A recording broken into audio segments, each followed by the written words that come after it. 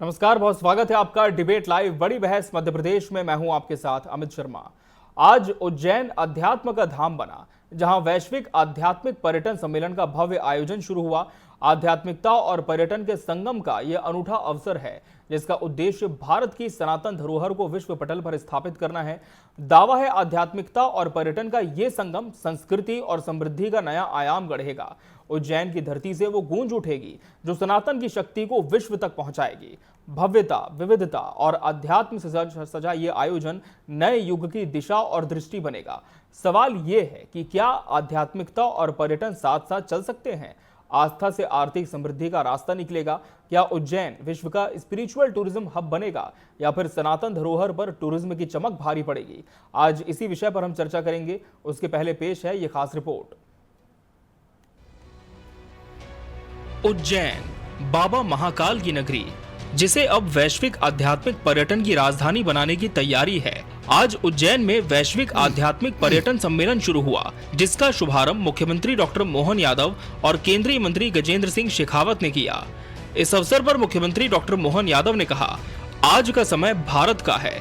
पूरब से पश्चिम तक हर दिशा से सुखद समाचार आ रहे हैं। जो प्रतियोगी हैं वे असुरक्षा में जी रहे हैं और भारत अपनी आध्यात्मिक शक्ति से दुनिया का नेतृत्व कर रहा है। वहीं केंद्रीय पर्यटन एवं संस्कृति मंत्री गजेंद्र सिंह शेखावत ने कहा कि दुनिया में 2.80 करोड़ लोग हज उम्रा करते हैं, लेकिन उज्जैन जैसे केंद्र भी किसी से कम नहीं।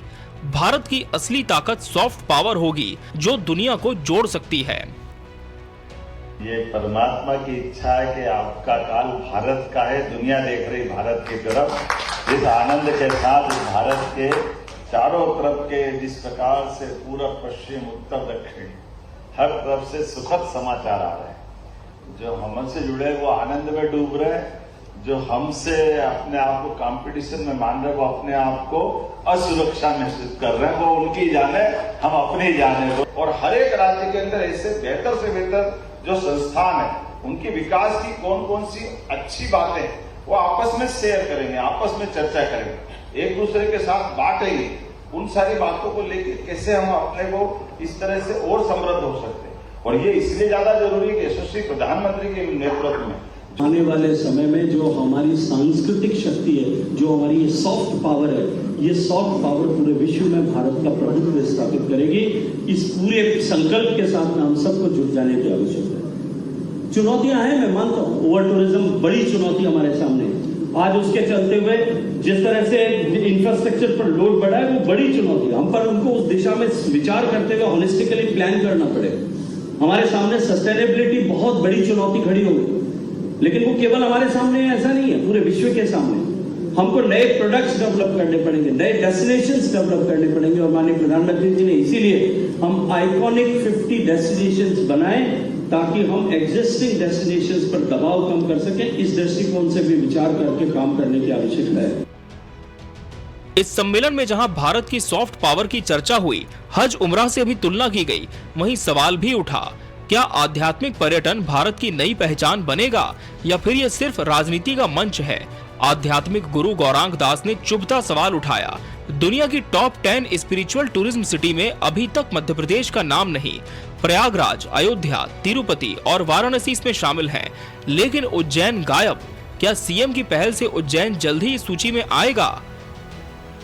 लगभग 20 साल पहले जब इस्कॉन मंदिर उज्जैन में आने वाला था, तो हमारे यहाँ पर 500 करोड़ का एक प्रकल्प प्लानिंग में था, लेकिन कुछ कारणवश वहाँ पर फलीभूत नहीं हो पाया। तो उस समय हमारे गुरु महाराज श्री श्रीमद भक्ति चारू स्वामी गुरु महाराज जी ने निर्णय लिया कि ठीक है, हम मध्य प्रदेश होकर के कहीं और इस प्रकल्प को लेकर के आएंगे। लेकिन उस समय श्री मोहन यादव जी, जो उज्जैन डेवलपमेंट अथॉरिटी के चेयरमैन थे उस समय, उन्होंने हमारे महाराज जी से पर्सनली व्यक्तिगत रूप से बातचीत किया और उनको मनाया कि नहीं महाराज जी, आप भले उतने बड़े स्तर का नहीं लेकिन छोटे स्तर पर कीजिए, लेकिन मध्य प्रदेश के लिए बहुत आवश्यक है कि ये संस्था यहाँ पर आए।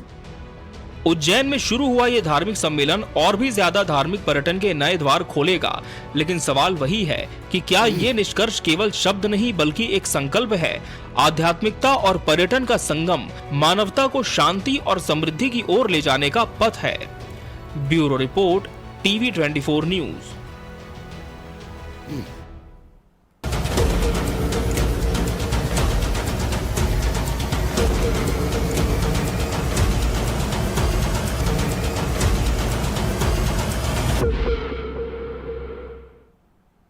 तो आस्था से आर्थिक समृद्धि रोमांटिक 2025। आज इसी विषय पर हम बात करेंगे और इसके लिए हमारे साथ खास मेहमानों का पैनल भी जुड़ चुका है। हमारे साथ भाजपा प्रवक्ता राजेंद्र सिंह ठाकुर जी जुड़े हैं। राजेंद्र जी, बहुत स्वागत है आपका इस चर्चा में। कांग्रेस प्रवक्ता समर सिंह जी से चर्चा का अहम हिस्सा है। समर सिंह जी, आपका भी बहुत बहुत स्वागत है। और वरिष्ठ पत्रकार विनय उपाध्याय जी भी हमारे साथ इस चर्चा में जुड़े हैं। विनय जी, आपका भी बहुत बहुत स्वागत है। Rajendra Singh Thakur ji, second global spiritual tourism conclave काफी मायनों में बहुत अहम है हमारे मध्य प्रदेश के धार्मिक शहरों के लिहाज से, क्योंकि सरकार का भी लगातार फोकस यही है कि अब विश्व जो है वो मध्य प्रदेश की तरफ देख रहा है। ऐसे में यहाँ की जो धार्मिक नगरियां हैं उन्हें किस तरह से डेवलप करना है। लेकिन इन कॉन्क्लेव्स में जिस तरह की बातें सामने आई कि आज हम देश के अगर 10 धार्मिक शहरों की बात करते हैं तो उनमें मध्य प्रदेश का एक शहर भी ऐसा नहीं है जिसका जिक्र हो। तो क्या सरकार इसे कहीं ना कहीं एक बड़ी चुनौती मानकर चल रही है कि हमारे जो प्रयास हैं हमें और भी ज्यादा करनी चाहिए, मानती है सरकार? अमित जी, पहले तो आपके लोकप्रिय चैनल के माध्यम से मैं सभी दर्शकों को गणेश चतुर्थी की हार्दिक शुभकामनाएं देता हूं। आपको भी जी, आपको समर भाई को भी, विनय जी, सभी को आज बहुत पावन दिवस है जी। और इस पावन दिवस पर मध्य प्रदेश के आध्यात्मिक राजधानी कहें अगर तो बाबा महाकाल की नगरी में जो आयोजन हो रहा है, इस आयोजन को इस परिप्रेक्ष्य में देखना रहेगा कि आध्यात्म पर्यटन के समागम की खासियत ये रहती है जी कि ये आत्म सुधार और शांति के लिए समग्र अनुभव प्रदान करता है। सिर्फ धार्मिक स्थलों, योग या ध्यान जैसी गतिविधियां इसमें शामिल नहीं है। इसका मूल लक्ष्य जो है हमारी जो सनातनी परंपरा है और आध्यात्म जो है वैश्विक रूप से आज भारत उसका गुरु है जी। तो कहीं ना कहीं मध्य प्रदेश का भी उसमें बाबा महाकाल की नगरी से जो संदेश जाएगा वो वैश्विक रूप से हमें अपनी जो आध्यात्मिक पर्यटन है इसमें नए आयाम स्थापित करने में यह आयोजन मील का पत्थर साबित होगा, ऐसा मेरा विश्वास है। और जो आपने कहा है कि 10 सिटी में शामिल नहीं है, तो निश्चित तौर पर जो नए प्रयास हो रहे हैं, चाहे वो महाकाल लोक के हों या अन्य जो अब हमारे आयोजनों के माध्यम से, तो इससे निश्चित तौर पर आने वाले समय में और भी मध्य प्रदेश का, सिर्फ उज्जैन का नहीं, संपूर्ण मध्य प्रदेश में आध्यात्मिक पर्यटन का प्रभाव बढ़ेगा, जिसका फायदा यहाँ की इकोनॉमी को भी बहुत बड़ा फायदा होगा, ऐसा मेरा विश्वास है। बिल्कुल, प्रयास हो रहे हैं, सरकार ने इस दिशा में गंभीरता से विचार भी किया है। लेकिन समर सिंह जी, जो हमारे पिछले प्रयास अभी तक रहे हैं सरकारों के, क्या इसे काफी माना जाए? क्या माना जाए कि प्रयासों में थोड़ी सी और यदि गंभीरता होती तो आज मंच से ये बात नहीं उठी होती कि हमारे शहर क्यों इन लिस्ट में मिस हैं? जी, सबसे बड़ी बात और सबसे महत्वपूर्ण बात यह है कि हमारे देश की संस्कृति जो है उसके आगे वैंडलिज्म करने वालों को स्पिरिचुअलिज्म की बात करनी पड़ रही है आज जी। और जहां तक की बात उज्जैन की है, वो धरती है महाकाल की, वो धरती है काल भैरव की, वो धरती है कृष्ण की, वो धरती है गोरखनाथ की, वो धरती है गुरु नानक की, वो धरती है बुद्ध की, वो धरती है सूफी संत रूमी की जी। तो और इस प्रकार से हम चाहते हैं कि मध्य प्रदेश के अंदर उज्जैन, न सिर्फ मध्य प्रदेश में बल्कि वैश्विक स्तर पे उज्जैन की और हमारे प्रदेश के कई जी जो धार्मिक स्थल है उनका निर्माण होना चाहिए जी, और उसको पर्यटन को बढ़ावा देना चाहिए। अब बात आती है वैंडलिज्म की जी, कि वैंडलिज्म क्यों चालू हो जाता है जब हम स्पिरिचुअलिज्म की बात करते हैं। क्योंकि मध्य प्रदेश की सरकार, मध्य प्रदेश की पुलिस जो है वो अपने प्रयासों में 100% विफल रही है। इस कारण से जो दर्शक है, दर्शनार्थी है जी, वो आने में हिचकिचाता है। आप देखिए, हम वैश्विक स्तर पर देखे जाए तो भारत को अमेरिका, यूके और ब्रिटेन जैसे, स्कॉटलैंड जैसे जो देश है, उन लोगों ने कहा है कि महिलाओं के लिए सुरक्षित नहीं है, पहले उन्हें सुरक्षित बनाएं, पुलिस की जो आपकी मुस्तैदी है उसको आप सुनिश्चित करें, उसके बाद में आप पार्किंग फैसिलिटीज और पार्किंग की व्यवस्था है उसको सुनिश्चित करें। तो इस प्रकार से आप करेंगे तब जाके हम जो है ग्लोबल जो लीडर बन पाएंगे स्पिरिचुअलिज्म में। लेकिन आप सिर्फ एक होटल के अंदर जाकर कार्यक्रम कर देना जी, और बड़ी बड़ी बातें कर लेना, वादे कर लेना, झूठे तथ्य दे देना कि 1000 किलोमीटर 1000 बीघा जो जमीन है वो महाकाल को दे रखी, तो इस प्रकार से जो है स्पिरिचुअल गुरु नहीं बन सकेंगे हम। स्पिरिचुअल गुरु बनने के लिए जो भी मैंने आपको बातें कही हैं उसके ऊपर गौर करने की बहुत जरूरत है जी। जहां तक की बात है, मध्य प्रदेश की सरकार कई मुद्दों पर इसलिए ये विफल है। इस कारण से ना यहाँ पर शिक्षा है, ना यहाँ पर स्वास्थ्य है, ना यहाँ पर जी। पर्यटन है, ना यहाँ पर स्पिरिचुअलिज्म है, ना इसमें अध्यात्म की बात होती है। आप देखिए आए दिन मध्य प्रदेश के अंदर जो मंदिर हैं, भले वो जी। महाकाल मंदिर हो या ओरछा के मंदिर हो, वहां पर हम देखते हैं कि मंदिरों के बाहर जो है झगड़े हो रहे हैं, मंदिरों के बाहर लूटमार हो रही है, जी। और मध्य प्रदेश की पुलिस, मध्य प्रदेश सरकार कुछ नहीं कर पा रही है। तो ये जो छोटी छोटी चीजें इनको जब करेंगे, उसके बाद में जो आपके मंसूबे हैं वो सफल हो पाएंगे। जी, विनय उपाध्याय जी, क्या माना जाए वाकई की जो कार्यक्रम होते हैं केवल औपचारिकता मात्र का साधन होते हैं, जैसे कि कांग्रेस कह रही है और जैसे कि विपक्ष ने यह भी कहा है कि हमें प्रशासन में भी और ज्यादा ध्यान देने की आवश्यकता है, गंभीरता की आवश्यकता है, जमीन पर भी चीजों को करने की आवश्यकता है। लेकिन आपसे भी यही पूछना चाहूंगा विनय जी कि सरकार ने अभी तक जो कोशिशें की हैं, जो प्रयास किए हैं हमारी धर्मनगरियों के और उत्थान के लिए, क्या वो काफी थे या फिर प्रशासनिक अव्यवस्था के चलते धरातल पर वो सही नहीं साबित हो पाए?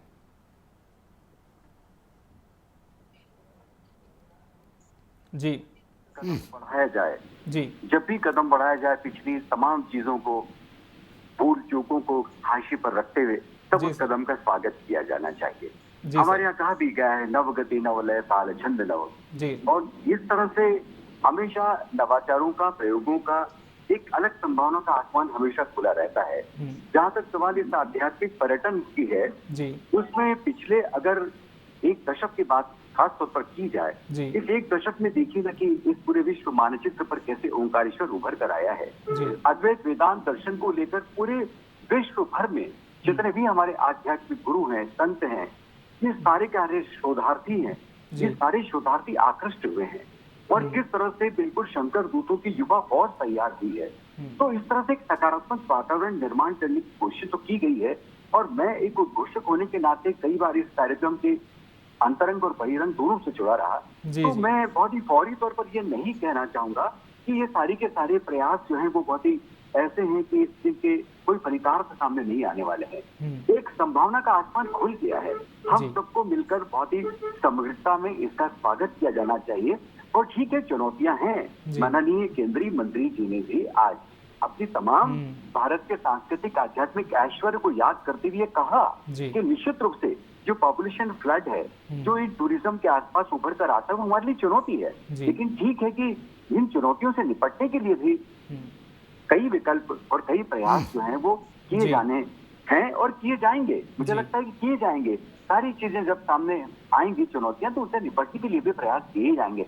लेकिन मेरा ये निश्चित तौर पर मानना है कि मध्य प्रदेश इस भारत का हृदय प्रदेश है। जी। और मध्य प्रदेश का जो हजारों बरस पुराना अपना सांस्कृतिक ऐश्वर्य है, जो उसकी गरिमा है, और अभी ये जब हम ये सारी जब उज्जैन की ही बात करते हैं, जी। कितने सारे आयाम हैं उज्जैन को याद करने के। सिर्फ कुंभ काफी नहीं है, जी। इसके अलावा भी कितने सारे आध्यात्मिक, धार्मिक और सांस्कृतिक पहलू हैं। मुझे लगता है कि इसे फ्रंट में जिस तरह से एक मुख्य पटल पर, मुख्य धारा में लाया जा रहा है, जी। और पूरी की पूरी देखिए पिछले 2-3-4 वर्षों में जिस तरह से पर्यटकों की संख्या बढ़ी है, तो ठीक है कि दोनों चीजें हमारे सामने होती है। एक संतुलन बनाकर किसी भी चीज को देखा जाना चाहिए, ऐसा मेरा विश्वास है। बिल्कुल, बिल्कुल। और राजेंद्र जी, जिस तरह से विनय जी कह भी रहे हैं कि जब नई शुरुआत होती तो पिछली सभी बातों को हटाकर हमें नई शुरुआत की ओर अग्रसर होना चाहिए। लेकिन कांग्रेस ने भी जिस तरह से कहा कि हमने कोशिशें बहुत की हैं, लेकिन यदि प्रशासनिक कसावटें और हों, औपचारिकताओं से निकल कर यदि ध्यान दिया जाए तो बेहतर कर सकते हैं। दूसरी बात राजेंद्र जी, सस्टेनेबिलिटी की भी है कि हम किस तरह से सस्टेनेबल रह सकते हैं। तो इसके लिए सरकार क्या प्रयास कर रही है? चुनौतियां तो बहुत सारी हैं, लेकिन चुनौतियों से पार पाया जाए, इसके लिए क्या रोड मैप होगा? देखिए, अभी मैं सुन रहा था जी, छोटे भाई समर सिंह जी कह रहे थे कि तमाम अव्यवस्थाओं के चलते संख्या घट रही है। मैं आपको एक फैक्ट आंकड़ा बताता हूँ। महाकाल लोक के बनने के बाद 2023 में 5.28 करोड़ श्रद्धालु आए थे और 24 में मैंने घटने की बात कही नहीं के थी। लगभग 39 दशमलव कुछ परसेंट। समर भाई सुनिए, आप, मैं आपको सुन रहा था, आप गलत बोल रहे थे। मैं आपको रोक इसलिए रहा हूं कि मैंने घटने की कोई चर्चा नहीं करी है। 40% बढ़ के घटने की कोई चर्चा नहीं करी है। 7.32 करोड़ दर्शनार्थी आए। तो ये कहाँ इनको लगता है कि अव्यवस्थाओं के कारण दर्शनार्थियों की संख्या कम हो रही? हर जगह पूरी प्रदेश सरकार, सिर्फ उज्जैन ही नहीं, तमाम जगह। मैं नर्मदापुरम में रहता हूँ, यहाँ नर्मदा लोक बन रहा है, साथ में सलकनपुर में सलकनपुर लोक का काम चालू हो गया है। तो निश्चित तौर पर धार्मिक पर्यटन को बढ़ाने के लिए लोगों को अधिक से अधिक सुविधाएं, अच्छी से अच्छी सुविधाएं देने के लिए जो दर्शनार्थी आते हैं उनके लिए तमाम व्यवस्थाएं सुव्यवस्थित रहे, इसके लिए। अब आप कहते हो कि मंदिर के बाद लूट खसोट हो रही है, ये इक्का दुक्का अगर कोई आ गए हो तो मुझे नहीं पता, लेकिन मैं तो कई बार गया हूँ महाकाल दर्शन करने, और पूरे प्रदेश से लाखों, अगर हम आ बता रहा रहे हूँ हैं कि समर जी, आप ही 7.5 करूंगा इनके करोड़ बाद। लोग अगर एक जी साल में आए हैं, और उसमें अगर 1-2 घटनाएं, वो भी मैं उसकी पुष्टि नहीं कर रहा हूँ, जी लेकिन जी अगर समर भाई कह रहे हैं तो मैं मान लेता हूँ, ये बोल रहा हूँ, तो 1-2 घटनाओं से 7.5 करोड़ दर्शनार्थियों ने दर्शन किए हैं एक साल में, तो उसमें कहाँ आपको अव्यवस्था दिख रही है? तमाम व्यवस्थाएं शासन स्तर पर, प्रशासन स्तर पर जो अच्छे से अच्छी व्यवस्थाएं हो सकती वो हो रही हैं। वहां के लोकल के लोग जो हैं, मैं तो उनको भी साधुवाद देता हूं कि उन लोगों की भी बड़ी कृपा रहती है। अभी महाकाल की शाही सवारी में हम लोग गए, देखा किस तरह से उज्जैन के आम जन की जो भक्ति है और जो श्रद्धालुओं के साथ उनका सद्व्यवहार है, जी उसके कारण ही इतने सारे लोग, करोड़ों लोग वहां जाते हैं। तो मेरा ये कहना है कि प्रदेश सरकार न सिर्फ उज्जैन में अपितु संपूर्ण मध्य प्रदेश में जो भी धार्मिक स्थल है, उन सबके उन्नयन और उनके लिए मतलब आध्यात्मिक पर्यटन के क्षेत्र में कार्य कर रही है, जिसके लिए मोहन सरकार को मैं धन्यवाद देता हूं कि उन्होंने इस तरह की सोच रखी। और इस तरह के आयोजनों के माध्यम से जो विभिन्न प्रकार के लोग आते हैं, विभिन्न जी जगहों से लोग आते हैं, इनके बीच विचारों का आदान प्रदान होता है, वहां की क्या नई चीजें जी जी हमारे क्षेत्र में हम एक्सेप्ट कर सकते हैं, या इस तरह की चीजों से निश्चित तौर पर जब चिंतन होता है जी तो उसका फायदा हमेशा हुआ है। चाहे वो कोई भी, इसको मैं सरकार के ऊपर नहीं तोल रहा हूं, लेकिन जब भी जी जी 4 लोग बैठ के बात करते हैं तो उसमें जो मीमांसा में जो भी निकलता है वो निश्चित तौर पर हमारे प्रदेश के लिए भी लाभकारी होगा। और जो आदरणीय विनय सर ने कहा कि कुछ चुनौतियां, जब नवाचार होते हैं तो चुनौतियां आती है, तो जी उन जी चुनौतियों को हमें, उन चुनौतियों से निपटते हुए ही आगे बढ़ना है, और उन चुनौतियों को हमें अपनी सफलता में कन्वर्ट करना है। इसके लिए सरकार के प्रयास के लिए मैं साधुवाद देता हूं। समर सिंह जी, चुनौतियां होंगी और अगर पॉपुलेशन फ्लड होगा तो कहीं ना कहीं कुछ अव्यवस्थाएं भी हो सकती हैं, लेकिन इसके अलावा और कौन सी कमी कांग्रेस देख रही है कि यदि इसे भी दूर कर दिया जाए तो धार्मिक पर्यटन जो हमारा बूस्ट कर सकता है?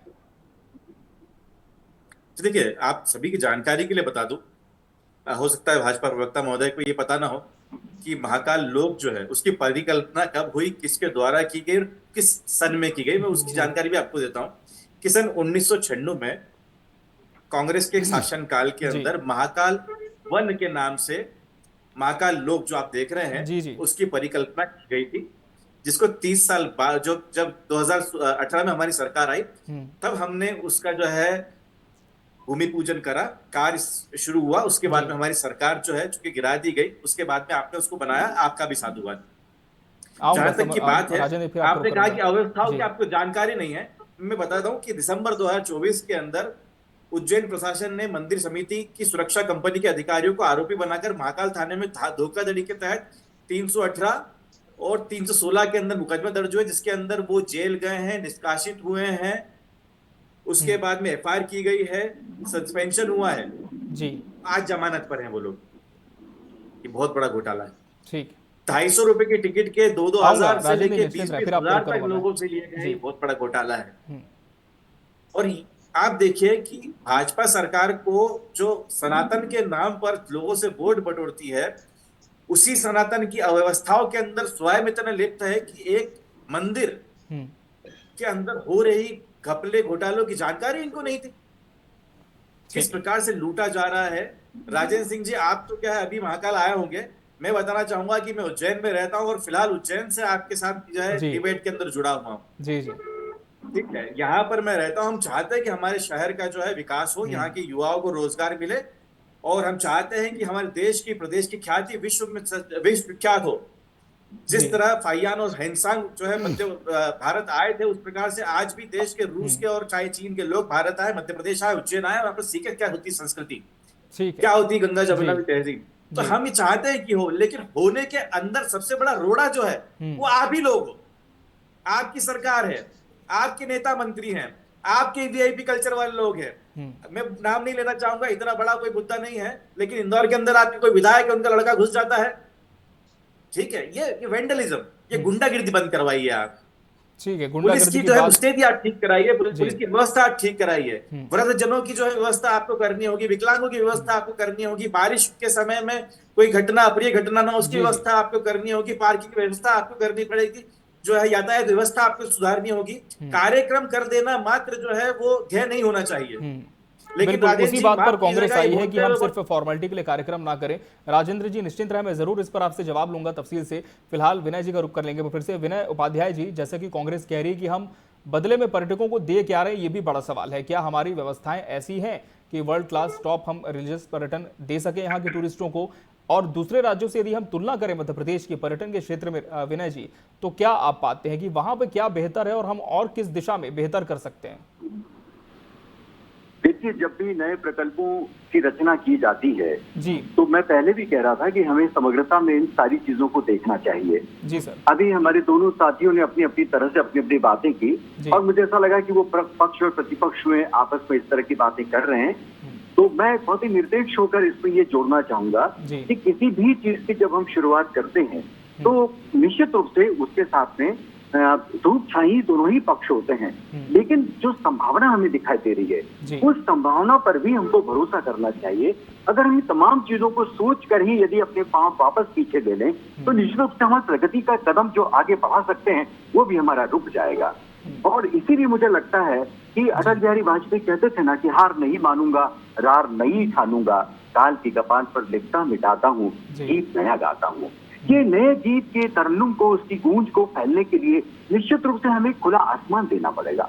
और हम अभी से अगर इसकी पूरी नकारात्मकता की तरफ जाएंगे तो जो हमारे सामने एक नए अध्याय का सृजन होने जा रहा है वो भी कहीं न कहीं निश्चित रूप से वो हमें लगता है कि शायद वो पूरा नहीं हो पाएगा। इसलिए मेरा ऐसा मानना है, देखना है, जिस तरह से भी मैं मध्य प्रदेश के लगभग तमाम पर्यटक स्थलों पर जा चुका हूँ और खासतौर पर जिन्हें विकसित किया जा रहा है वहाँ निश्चित रूप से जनता इतना स्वागत कर रही है। आज के कॉन्क्लेव में मैं देख रहा था कि मध्य प्रदेश से बाहर के राज्य के जो लोग आ रहे थे वो मध्य प्रदेश के प्रति इतने सकारात्मक भाव के साथ आ रहे थे। उन्होंने मतलब वो कहने लगे कि क्या प्रधानमंत्री जी ने जिस तरह से आध्यात्मिक पर्यटन को और तमाम उसके साथ जुड़े तमाम पहलुओं को एक साथ एक नई उन्नति के साथ और अपने नई समग्रता साथ देखने की कोशिश की है, तो वो सारे लोग बड़ी प्रशंसा कर रहे थे। मध्य प्रदेश को लेकर निश्चित रूप से नई आशाएं भी उनके पास में। देखिए, ये ऐसा समय है, ये मंगलाचरण है फिर से रचने का, और इस मंगलाचरण में हम मंगल की कामना करें, हम अच्छे की सकारात्मकता की कामना करें और देखें कि किस तरह से एक पूरी दुनिया मध्य प्रदेश को पहले से भी मध्य प्रदेश के प्रति आकृष्ट है, लेकिन नए जो प्रकल्पों का सृजन हो रहा है उसके लिए हमको निश्चित रूप से पहले तो खुले मन से स्वागत करना चाहिए। ठीक है, राजेंद्र जी जवाब दीजिए, क्योंकि कांग्रेस बार बार वही कह रही है कि मिसमैनेजमेंट भी होता है, इसमें सरकार के भी कुछ लोग शामिल होते हैं, और दूसरी तरफ करप्शन एक बड़ा मुद्दा है जो हमारे रिलीजियस टूरिज्म को बहुत बाधा पहुंचाता है। देखिए, समर भाई ने कहा कि शायद, मैं जानता हूं कि आप उज्जैन से ही हैं, बहुत अच्छे से मुझे ज्ञात है जी। समर भाई, आपको ये भी जानना चाहिए कि अगर प्रशासन चुस्त नहीं होता, दुरुस्त नहीं होता, तो क्या ये जो वहां पर कुछ लोग कर रहे थे गड़बड़ी, उसको पकड़ के एफआईआर पहली बार हुई ना, तो ये सरकार की चिंता थी। सरकार ने अधिकारियों को निर्देश दिए कि आप अगर कोई इस तरह की कोई भी शिकायत आती है तो उस पर तत्काल कार्रवाई करें। तो ये एक बड़ा संकेत है कि जो आपने कहा कि हम अगर दर्शनार्थियों से अगर कोई व्यक्ति 250 की जगह 500 या 1000 रुपए लेके ब्लैक में उसको दर्शन कराने का प्रयास कर रहा था, तो ये सरकार ने उस चीज की चिंता पाली और प्रशासन को, तत्कालीन कलेक्टर नीरज सिंह जी को भी धन्यवाद कि उन्होंने इस बात को इतनी क्योरी के साथ रखा और जो जिम्मेदार लोग थे उनके खिलाफ कार्रवाई की। जहां तक मैंने आपको शुरू में भी कहा कि जब एक बड़ा कोई भी एम्पायर धार्मिक रूप से इतना बड़ा आयोजन होता है, या वहां तो रोज ही लाखों लोग आते हैं, तो निश्चित तौर पर इक्का दुक्का कुछ चीजें रह सकती हैं जो मिसमैनेजमेंट आप कह सकते हैं उसको। लेकिन मैंने वही कहा कि सबके बावजूद भी जितना फ्लो और जितना अच्छे से वो कार्यक्रम हो रहा है और जितने अच्छे से उज्जैन में इतने बड़े बड़े धार्मिक आयोजनों की पूरी लाखों करोड़ों श्रद्धालु आके दर्शन करके जा रहे हैं, तो आपको इसको एप्रिसिएट भी करना चाहिए। जो आपने कहा मैंने उसको स्वीकार किया कि हाँ कुछ लोग, चंद लोग थे, इक्का दुक्का, इसलिए मैंने शुरुआत में कह दिया था आपके कहने के पहले ही कि अगर कहीं इक्का दुक्का कुछ छोटी मोटी चीजें हैं तो उसको भी शासन और प्रशासन स्तर पर दुरुस्त किया जा रहा है। अब आपकी जो बात थी कि महाकाल लोक की आधारशिला ही अब रखी और 18 में कुल 13 महीने की तो आपकी 14 महीने की सरकार रही, उत्तम बन गया क्या महाकाल लोक? भूमि पूजन तो किया था महाकाल ना। लोक बनाने की, भूमि पूजन किया था महाकाल लोक बनाने की 1996 जो के अंदर अखबार उठा के और देखिए जो राजेंद्र भाई उसके साहब, प्रति इच्छा शक्ति थी। आपको 93 के पता बाद चलेगा आप कि यार किसने आपका दिव्य किसने चलिए, महाकाल तो कहीं ना लोक बना कहीं नहीं पाया। धार्मिक पर्यटन को बढ़ावा मिले, इस पर सरकार का फोकस है। लेकिन दूसरी तरफ कांग्रेस की भी चिंताएं हैं कि पहले जो स्थितियां हैं उन्हें ही दुरुस्त हम कर ले तो बहुत कुछ बेहतर हम इस दिशा में कर सकते हैं। बहरहाल समय हमारे पास इतना ही था इस चर्चा के लिए। आप सभी मेहमानों का बहुत बहुत धन्यवाद हमसे इसमें जुड़ने के लिए और इसका हिस्सा बनने के लिए। इसी के साथ बड़ी बहस डिबेट लाइव मध्य प्रदेश में आज के लिए फिलहाल इतना ही। मुझे और पूरी टीम को दीजिए इजाजत। नमस्कार।